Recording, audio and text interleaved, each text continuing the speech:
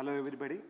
Today I am standing before you to speak about or introduce you about an important subject in BCom or Bachelor of Commerce.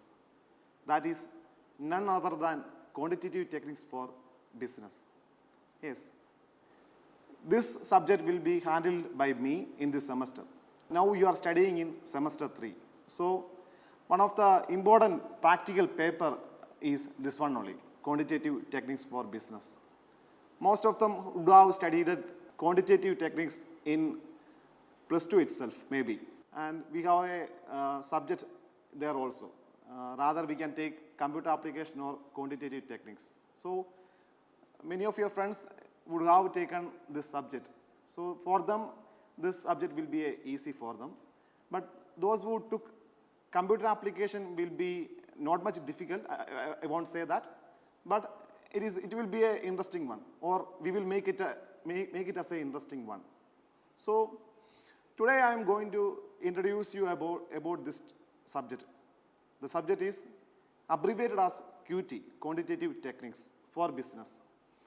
Quantitative technique, which we will use statistical techniques, and we will use mathematical techniques, and we will use numerical techniques to analyze data, to decide the performance of the business, or helps in taking decision making of the business. So we will use statistical, mathematical, numerical techniques for analyzing the business data, and we will arrive at conclusion also. So that is the specialty, or that is the core idea of QT. And we have 5 modules in this subject, or in this semester we will study QT in 5 modules. First module deals with the introduction to statistics. As I said earlier, QT consists of 3 techniques. They are statistical, mathematical, numerical. Among the 3 techniques, statistics comes into first. It is the part and parcel of QT. So without statistics, any other subject can't work. So statistics is the part of any discipline. So we will deal with the statistics in the first module. If you take medical field, you can see statistics is there. If you take e-commerce, there also you can see statistics. So wherever we study, irrespective of subject, statistics comes to their methodology or their work. So to study statistics is important for a commerce graduate. So then another module is statistical survey. Then it comes univariate data analysis 1, then univariate data analysis 2, and finally we will deal with interpolation and extrapolation. So later we will one by one or step by step we will study all these modules. So first module, today I am going to introduce about with you the importance or the important module called Introduction to Statistics.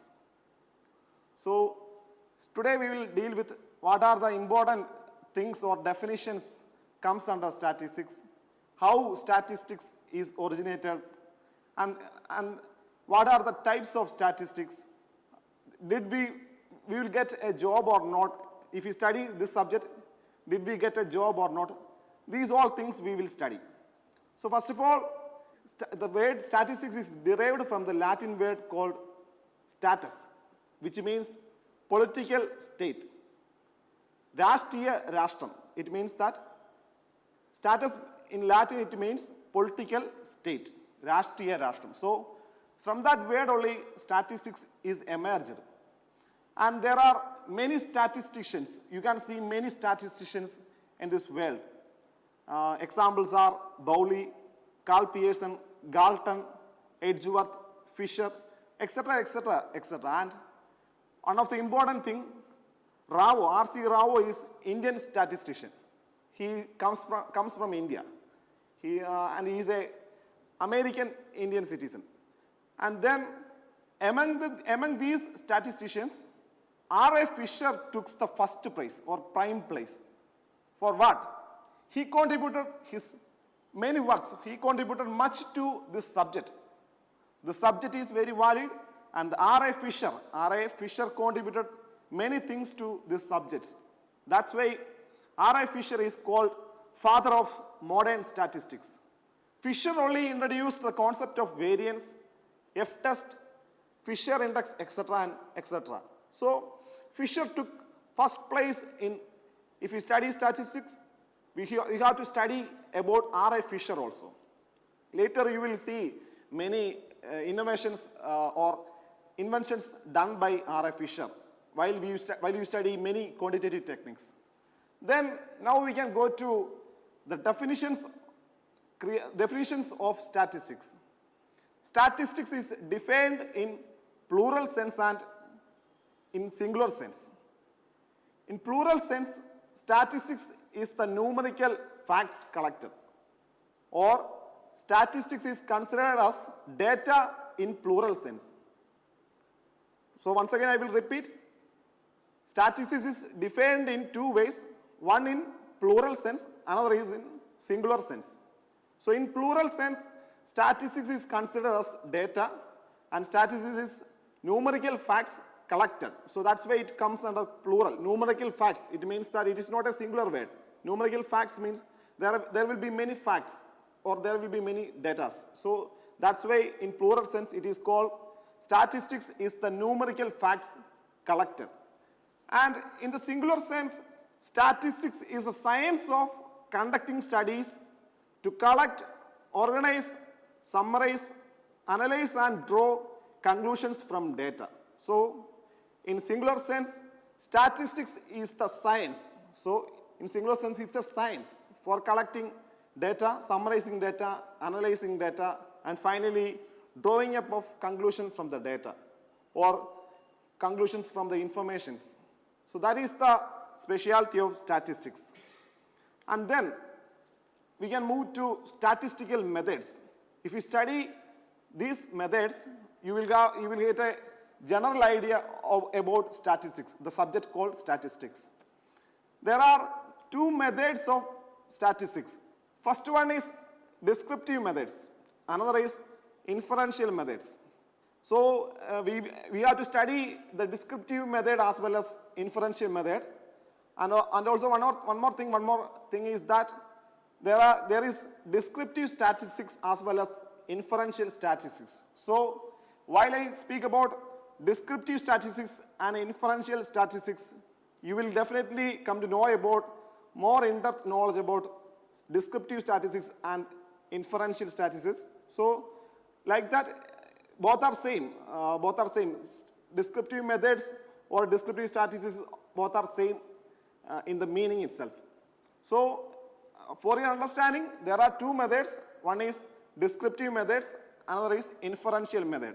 So in descriptive methods, we will describe the facts or describe the data in the form of graphs, diagrams, etc.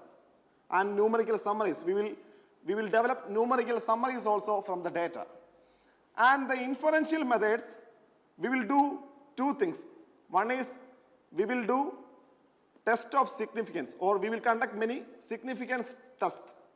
Another is we will know the confidence level of particular sample or the population, the sample taken from the population.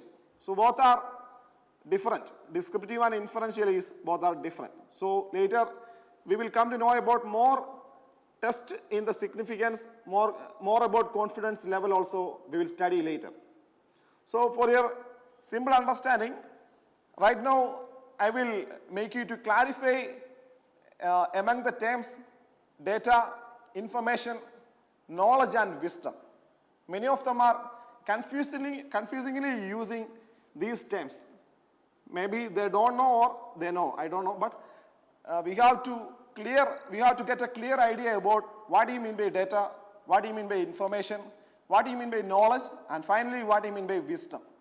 If you clear about these terms, we can minimize the confusions or doubts related with our subjects.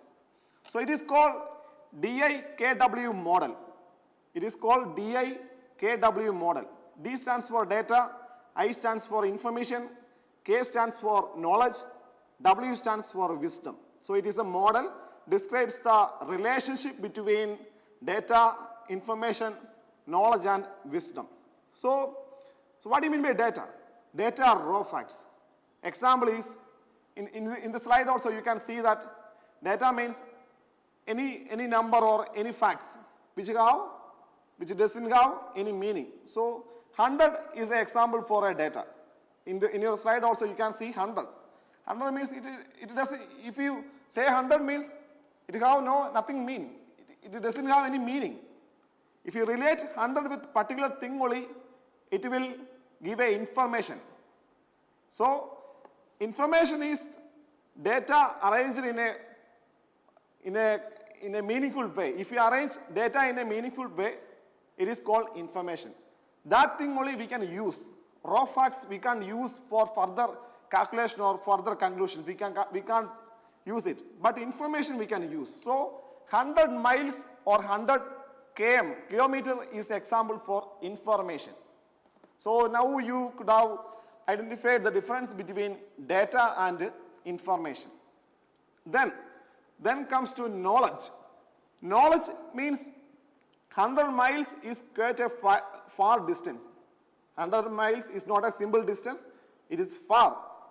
We need to run or walk or drive to arrive at 100 miles. It means that it is not a simple walk, or it is not simple as we think. It is not a 100 meter. It means here it is 100 miles. So it is a far distance. So that is called knowledge. Knowledge is something above than information and above than data also.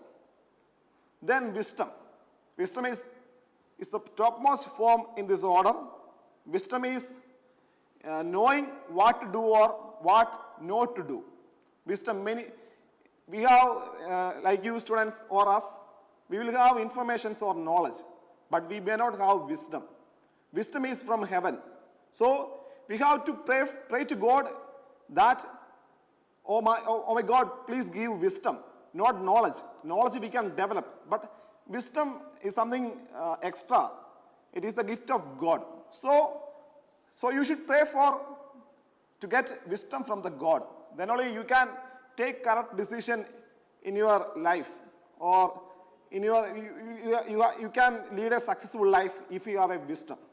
Saul also famous for wisdom. He has blessed with the wisdom of God. So next, biblical character. Saul is a biblical character, and wisdom is in our example. 100 is data, 100 miles is a information, and 100 miles is a far distance, is a knowledge. Finally, it is very difficult to walk 100 miles by any person, but vehicle transport is okay or is easy. Driving is very easy, but it is very difficult to walk 100 miles. It is the example for wisdom.